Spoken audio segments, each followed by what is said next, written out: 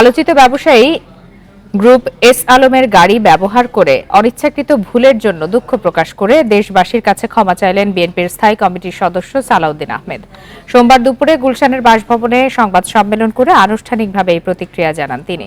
প্রিয় নম্বর সেট করে বিকাশে সেন্ড মানি করুন ফ্রি। সংবাদ সম্মেলনে সালাউদ্দিন আহমেদ বলেন, দীর্ঘ 10 বছর পর নিজের নির্বাচনী এলাকা চকরিয়ায় নেতাকর্মীরা তাকে সংবর্ধনা দেন। বিমানবন্দর থেকে নিজের এলাকায় যাওয়ার জন্য একটি গাড়ি বাছাই করেন স্থানীয় বিএনপি নেতারা। দীর্ঘ 10 বছর পর কক্সবাজার বিমানবন্দরে পৌঁছালে তখন সড়কে অনেক গাড়ি ছিল।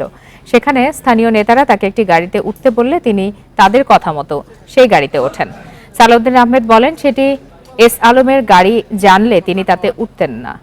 তারপরও এ বিষয়ে আরও সতর্ক হওয়া উচিত ছিল বলে মন্তব্য করেন তিনি। সম্প্রতি তার এস আলমের গাড়িতে চড়ার বিষয়টি নিয়ে সামাজিক মাধ্যম এবং সংবাদপত্রে আলোচনা হয়।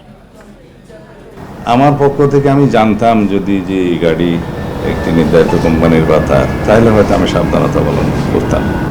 আমার এই অসাবধানতা এবং অনিচ্ছাকৃত ভুলের জন্য যদি আমি দেশবাসীর মনে কষ্ট দিয়ে থাকি এবং অনুভূতিতে আঘাত দিয়ে থাকি, সেই জন্য আমি দুঃখ প্রকাশ করছি।